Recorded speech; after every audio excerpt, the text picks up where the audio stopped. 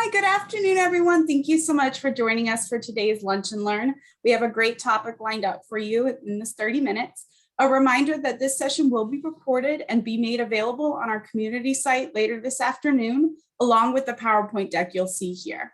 So today's topic is getting SBA deals done, what emerging and established brands need to know in today's lending environment. Today is brought to you by our gracious sponsor, Bennett Trends Financial. And to get us started, I'll kick it over to Eric Schechterman, who is Chief Development Officer at Bennett Trends. Eric? Thank you, Caitlin, and thank you everyone for joining us today. Obviously, if a few of you joined us for our Wednesday WISE webinar that we did on a similar topic a few months back, I think we ran out of time to answer all the questions, and the follow-up and the feedback after was amazing, because obviously this is a very hot topic in our industry. So we wanted to continue the conversation, and today, very fortunate enough to be joined by Paul Santamoro from FranData. FranData, anyone knows, is a huge name in the franchise lending landscape and provides so much useful information, data, strategies for lenders, for emerging brands, for established brands. I know at Bennett Trends, I lean on Edith and Paul and their team quite often for a lot of different needs. And I'm glad to have Paul join us today. Paul, thank you for joining us. You're welcome, Eric. Happy to be here with the group. Looking forward to digging into some of these issues for everybody today. Well, great. Well, I know last time part of the reason we ran out of time was my ability to ramble on. And this time around, we even have a shorter time period with about a half hour. So I want to really jump right into it. Obviously, SBA lending, it seems no matter where I go, I'm sure, Paul, it's the same thing for you. I've just come back now from my first two in-person franchise conferences since, pre-COVID. And as much as we do rollover funding, equipment leasing, all different types of lending, it seems that the topic on everybody's mind is SBA. What's going on? Is it going to be like this ongoing? What are the banks looking for? So those are really some of the topics that we wanted to cover today. A little bit of a review of what sectors certain lenders are looking for.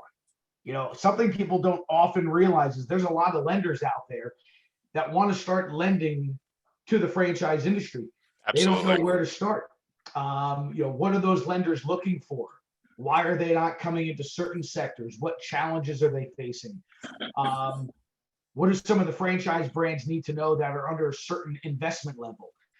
We're going to talk about the stimulus package and some of the timelines that relate there.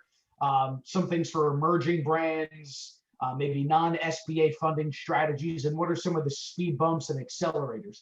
Obviously, it's a pretty long list to try to get through, so we're just going to really jump right in right away and turn it over to Paul, because I know you're very much tied into what the lenders are looking for, what concepts, what different sectors, and what type of information are they asking for in this.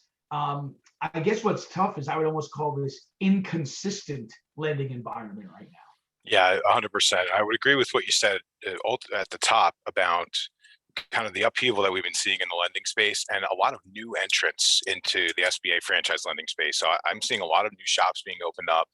And part of the upheaval that we had last year, and we'll talk about this, are banks kind of pulling back a little bit and reassessing where they were. And that also had a lot to do with the teams that they employed. And we saw a lot of movement in the SBA world, folks that were, working in certain banks and maybe high-placed credit officers and BDOs being snatched up by other institutions and starting new SBA shops. So there's a lot of new players in the space, and there are some existing players as well that have kind of changed up their credit box and again reevaluated a little bit in terms of where they were playing. Starting first on the franchise sectors, where we're getting a lot of requests for information on. I'll start with the surprises. We've been seeing a lot of requests in the food space.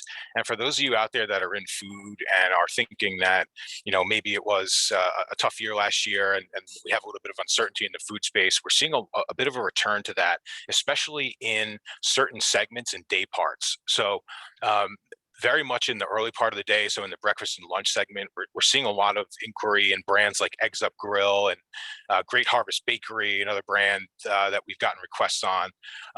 Aroma Joe's and the coffee space is another one that we've been seeing a lot of requests on. And so think about those brands that had benefited from what we're seeing as a paradigm shift that went into effect last year.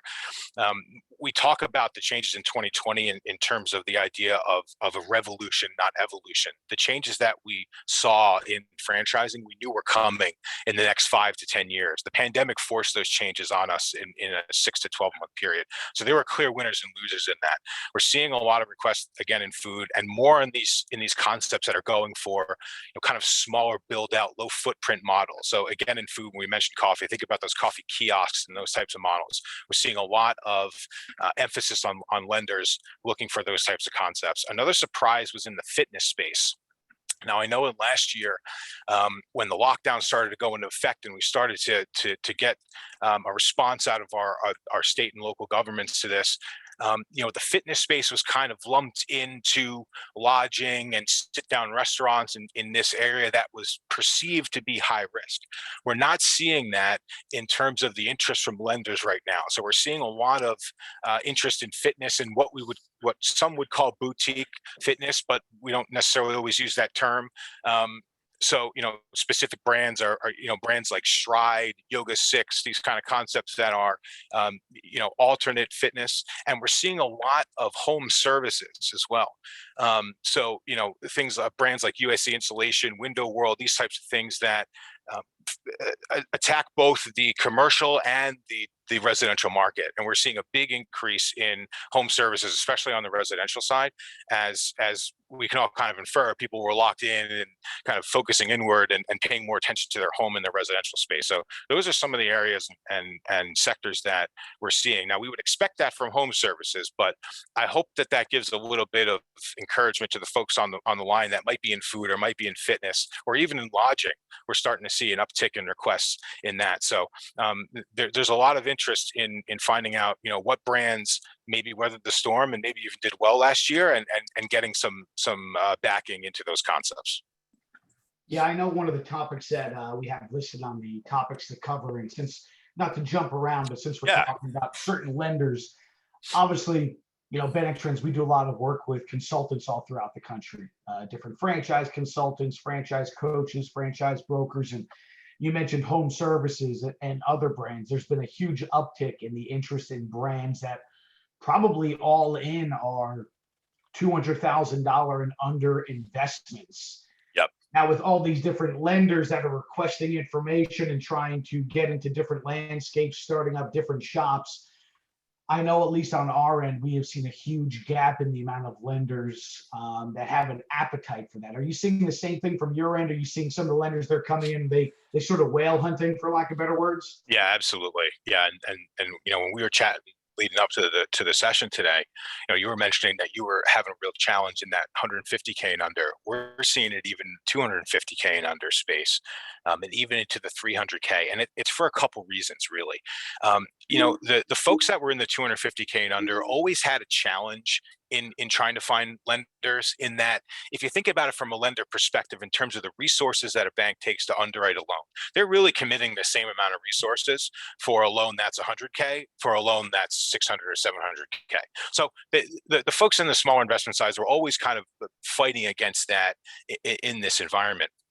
What made last year even more difficult for them is that when we had the lockdowns, when we had the shutdowns, a lot of banks really turned internal to their existing clients and first kind of said, well, first we're going to take care of our own clients. We're going to make sure where they are. We're going to get them the PPP financing and see what they need. But then after those immediate concerns were addressed, the leadership took a step back and said, okay, let's reassess our exposure from a portfolio standpoint.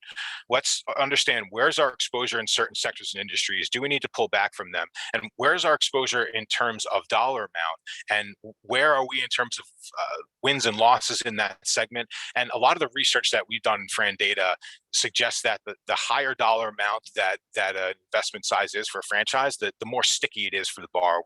The less likely they are to just kind of throw in the towel and walk away as we get to the larger investment amounts. So again, that's not always the case, but you have that kind of pulling against it, as well as lenders are starting to now request and require a larger upfront initial payment. So the cash injection on the borrower in some cases has gone up. And even in areas where they feel there's enhanced risk, they're now asking for an increased cash injection. So if I have a 250K loan with a 30% cash injection that I'm going to require from my borrower because of the brand and they're emerging or whatever, the total loan amount on that note now is down to 175, 170,000, and that typically isn't as attractive for some of the institutions than others. So that's why I think some of the reasons why we're seeing the folks that are in the 250K and under side of things having trouble. And this doesn't only apply to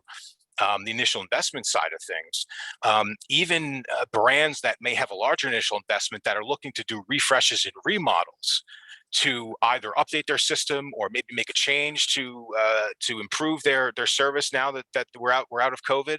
Even those folks are having trouble getting the refinancing deals done, where those remodels might only be 100K or 110,000 in that range. So lots of issues across the board for that financing segment.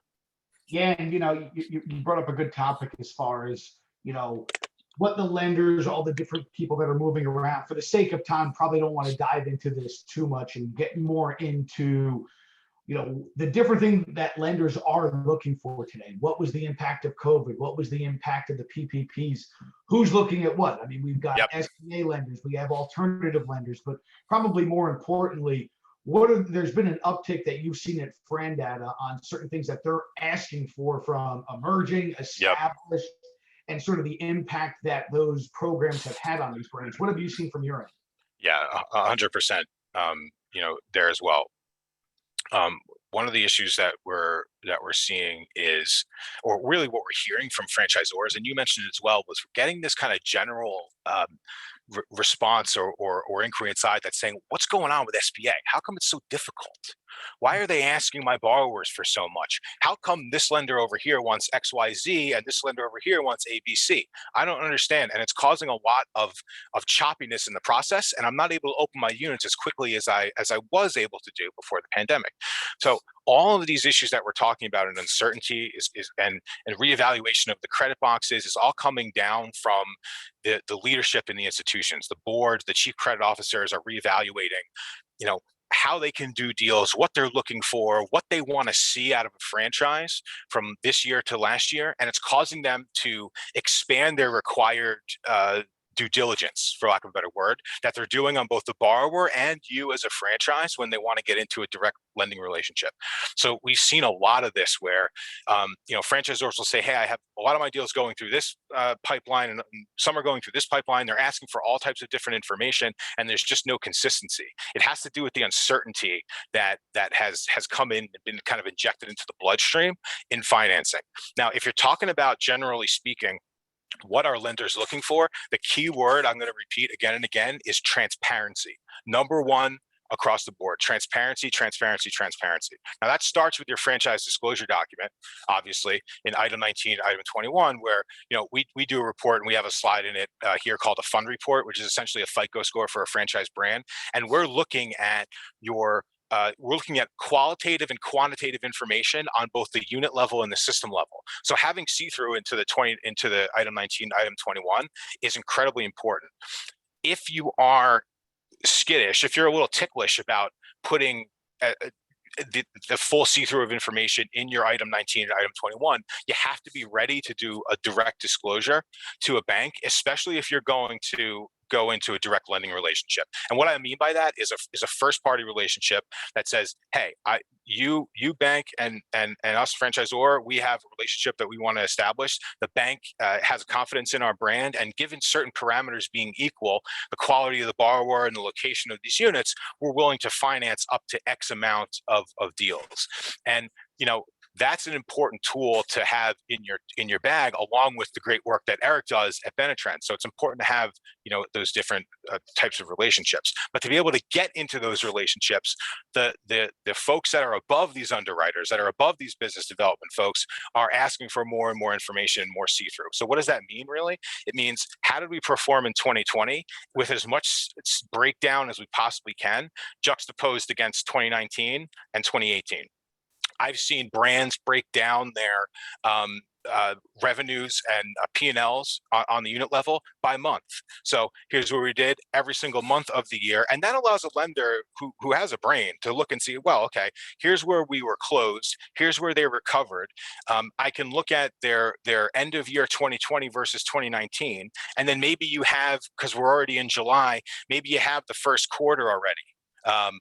And maybe you have the first half of the year. And so more information to be able to give that lender context on here's how we weathered the storm, here's why maybe we're doing better now, and here's the plan for the future. If you have those three things there, I think you're going to go a long way to getting a better response out of these banks that you guys are dealing with. Yeah, and Paul, you mentioned a couple things there just to keep things moving along, but I think the most important thing, and I know we deal with it a lot on the Bennett Trends side. I think you summed it up perfectly of getting these brands or consultants or the clients. Well, wait a minute, I was asked for this over here, not over there. I can deal with an easy lending market. I can deal with a hard lending market. The really challenging thing right now is an inconsistent one. We're literally seeing different banks asking for different things. And I think it very much mirrors, I know, Paul, we were chatting about this before. I don't want to be that hard on it, but I would sort of compare the SBA lending world for franchise lending of 2017, 18, and a little bit into 19 to the mortgage world of the early 2000s. Oh yeah. And just like the housing crisis changed that market, and then there was a period of adjustment where what mortgage companies were looking for, and this is what we're living through now. It's very much the same. And I would tell you, the outlier was 2017 to 19. Yeah. So for a lot of you that are like, hey, when are we going to get back to getting a loan through underwriting and closing in 30 days? And what is this going to get very used to what you're seeing right now. This is SBA lending, moving on. And so I think that's probably one of the biggest challenges. 100% right. And you also had a lot of shops that actually exited SBA financing, right? Where any credit union with a biz dev person, anyone with a team could jump into SBA and we can do deals. We can resell our loans on the secondary market. We can make a little coin. We're feeling good. A lot of these SBA shops pulled right out of the space. And also, some new ones came in, which you'll see. The one tip that I want to throw out before we forget is that if you guys are talking to franchisors, okay, or excuse me, lenders are coming to you guys to establish a relationship with you.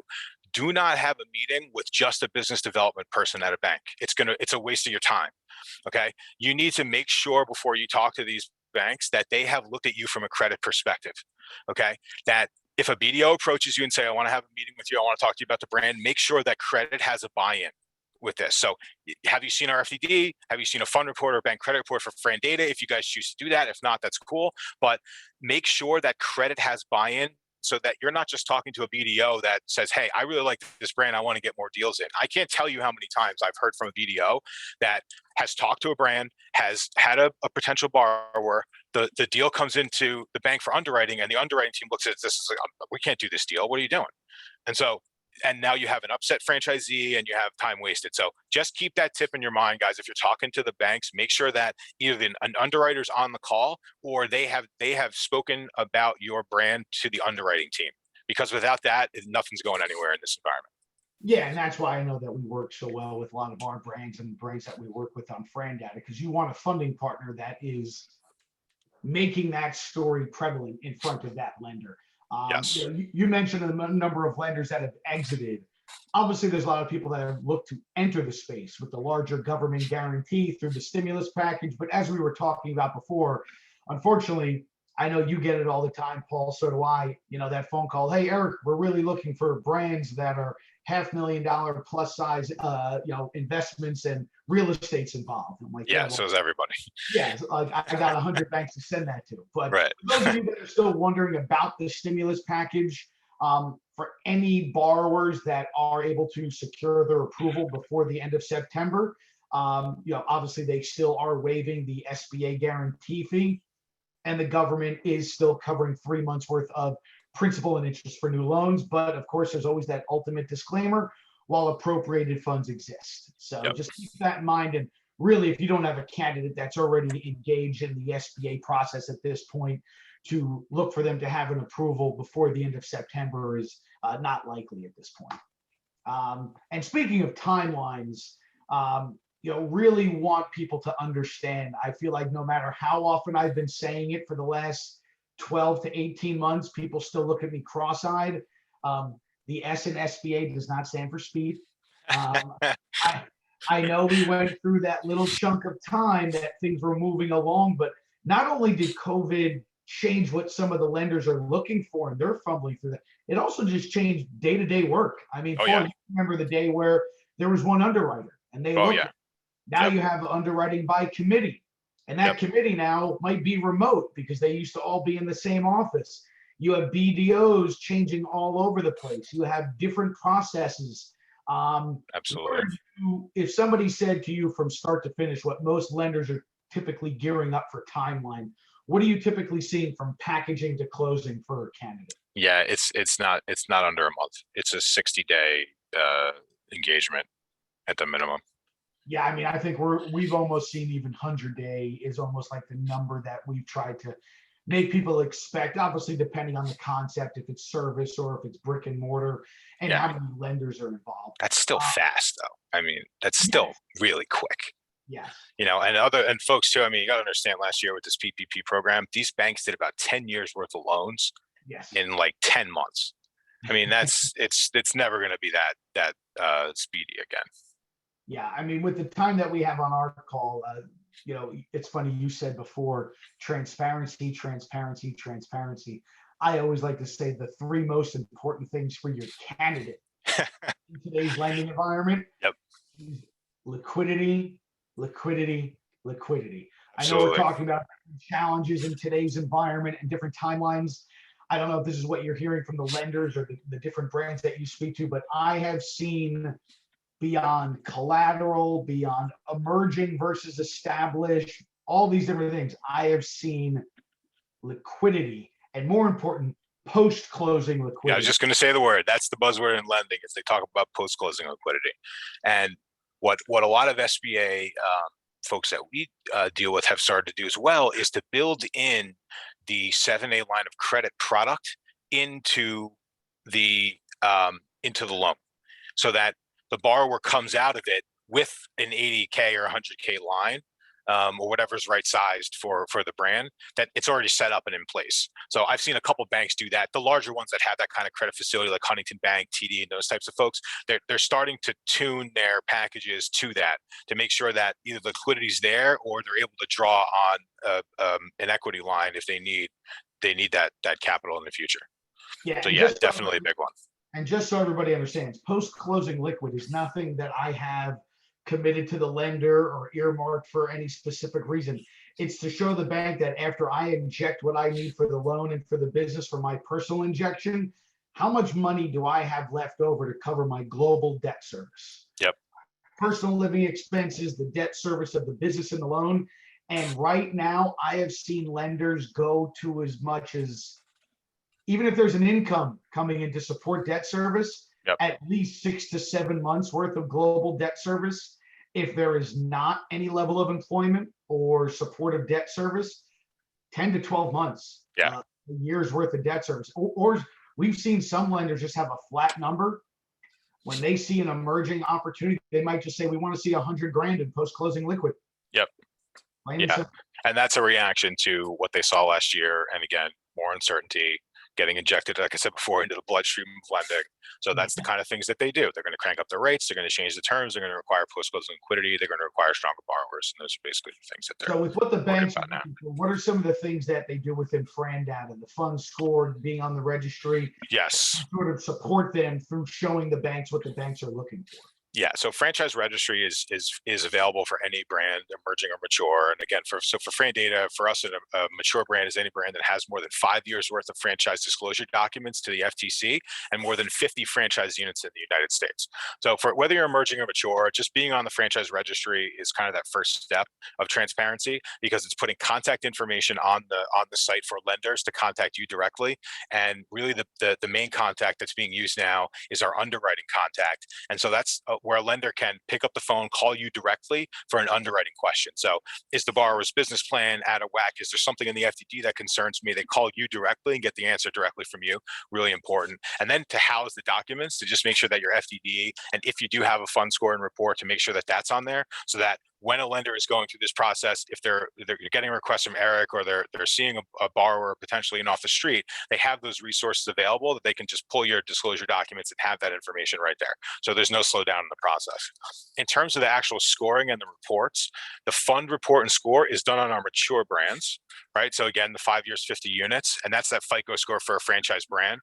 Most of the time, most of the lenders are looking at a 700 or better, or in some cases 650 or better, as what we would call the top tier score in franchising. So there's over 25 of the top SBA institutions that are using fund reports. So if you're a mature brand and one of your borrowers or yourself have talked to a bank and they've come back to you and said that your fund score is not high enough, that's where that's coming from. It's coming from our FranData report. And that's something that we can talk to you guys about. For the emerging folks, we do a report for lenders called an emerging brand report. Now that's not a scored report. We wait for that 5 years of performance before we do a scored report. We'd like to see some seasoning in the units before we do it in that way. But we evaluate as much information as being provided by the franchisor, as well as looking at credit information from the borrowers. So what we're doing with that for lenders is not necessarily putting a score on it, but putting forth as much information as is available. And that's why I want to hammer transparency, especially for the emerging folks. Again, you may not be able to put all that information in your FDD for whatever the concerns are that you have, but be ready to have a package to give to lenders, even in a confidential setting. Because we'll do an emerging brand report. If you're on Franchise Registry and you're a member, we'll reach out to you. We'll let you know that the bank has, asked about your concept. And if there is supplemental information we can provide, we'll connect you with the lender and allow you to do that. But yeah, so that's how the lenders are evaluating you right now. For all your mature folks, you should know what your fund score is and make sure that we can help you address that. For the emerging folks, the report that we do, that the reports that lenders do, that anybody's doing, is just all about transparency. So really, it's weighted in your item 19, your item 20, and item 21. We really don't want to see terminations, cease operations in the early years of an emerging concept. And again, that's pretty much where we're at when it comes to evaluating the emerging side. Yeah, and really with the time that we have, I want to make sure I address some of the questions as well, whether it's the fund score, being on the registry, working with somebody like Bennett Trends, where we literally fundify your development website, or putting a funding calculator, doing all of your pre-qualification. We do pre-qualification for all of your candidates. And more importantly, we know the different appetites of the different lenders. Some banks like chocolate, some banks like vanilla. Yep. So we're going to take your concept and match it to the lenders that have an appetite for your loan. But I will tell you right now, hope is not your funding strategy you should be employing. And I will tell you, Absolutely. through all of this, people want to make banks complicated. And while they are, I actually still think they're very simple. They like ease of use. So if I have package A and I see that they have a fund score, they're on the registry, the candidate's been pre-qualified by Benetrends, who sent us our last 20 loans for this concept. Yeah. I have package B. I don't know. Where do you think they're going? If Right. God forbid there's a default and they have to submit that to the SBA registry to get that guarantee fulfilled. And Right. they say, I looked at the fund score. It was on the registry. It was sent to us by a company that's done 20 of these loans. What do you think the government's doing looking at that when they're covering 90% of these things on the recent stimulus guarantee now? So Yes, exactly right. really a big aspect that the lenders are looking at is they think that increase in guarantee is going to make it even tougher for them to get that. So with the time that we have left, I do want to read out some of the questions. Chad had a question about business that's already operating, needing 30 to 50K in working capital. I would just really check out the 7A working capital loan. Yeah, I took a peek at that too. Yeah, so you can check that out on the SBA website. You'd even sometimes check out the micro lenders on the SBA website to look at different options there. Yeah, as well, depending upon the line of business you guys are in and what you guys are doing, there may be specialty lenders for that. What I'll say in a situation like that is you have a business that's already established. So, presumably we're going to have the P&Ls, we're going to have the projection. So bank's going to be able to get a little more comfortable than that with that versus some of the other things we were talking about today. Eric. Yeah. And then Josh had a great question. Silent partner. really no such thing in our world of lending. Yeah. Essentially, if somebody's going to have greater than a 20% stake in the business, Yes, I was looking for that percentage. That's the number. they have to be on the SBA application. And whether it's 20%, 50, whatever, once you're on the application, your candidacy is viewed just like anybody else's. So if you are on the loan application, your requirements are going to be the same as the same person that has 80%. They're going to look at everybody equally. Yeah, exactly right. So and even, I mean, I was at a conference once where there was an example of a situation where there were 5 units and 5 partners, and one partner did 15, 15, 15, another one at 75 and stuff like that. Yeah. So yeah, with the SBA, they're going to be required to do the guarantees above that 20% for sure. And I know there's some other questions. You have all of our contact information up here. You can reach me at eric@benetrends.com. Paul has his contact there. And really, any questions that you have as it relates to this, connecting with banks, getting your funds scored, please reach out to me directly, to Paul. As you can tell, we enjoy talking about this stuff. But I know Caitlin's about to boot me, so I'll hit the pause button. Paul, Eric, thank you so much for your time today. Everybody who's able to join us, thank you so much. This was a great conversation, timely and engaging. So thank you again. And Bennett Trends, as always, thank you for your continued support of IFA. Everybody have a great rest of your day. Again, this recording will be made available on community.franchise.org later this evening. Paul, Eric, thank you again. You're welcome. Bye, everyone. Guys.